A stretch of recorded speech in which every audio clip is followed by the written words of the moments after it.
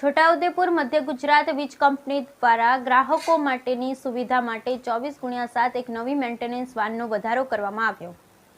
મધ્ય ગુજરાત વીજ કંપની લિમિટેડની છોટાઉદેપુર કચેરીનું કાર્યક્ષેત્ર ખૂબ જ વિશાળ છે અને જ્યારે કોઈ ટેકનિકલ ખામી સર્જાય ત્યારે તેની કમ્પ્લેન કર્યા બાદ એક સપ્તાહ સુધી તેનું મેન્ટેનન્સ નહીં થઈ શકવાને લઈ વીજ પુરવઠો ખોરવાયેલો રહેતા એ લોકોને ભારે હાલાકીનો સામનો કરવો પડ્યો।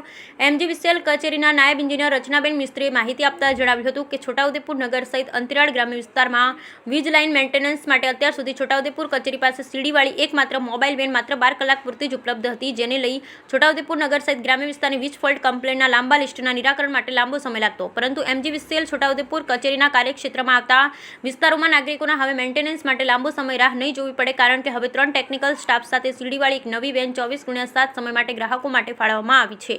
વી bring miles of smile with trusted and caring solution સૂત્ર સાથે FRT એટલે કે ફોલ્ટ રેક્ટિફિકેશન ટીમના નામથી આ મેન્ટેનન્સ વેનની શરૂઆત કરવામાં આવી। જૂની વેન જે 12 કલાક પૂરતી સેવા હતી તેને 24x7 કરવામાં આવી। સાથે ગ્રાહકોને ઓનલાઈન ફરિયાદ માટે ટોલ ફ્રી નંબરમાં પણ એક નંબરનો વધારો કરાયો। વીજ ગ્રાહકો 1800 233 2670 ટોલ ફ્રી નંબર ઉપર પોતાની ફરિયાદ નોંધાવી શકશે। Bureau report Rehan Patel, Chhota Udepur.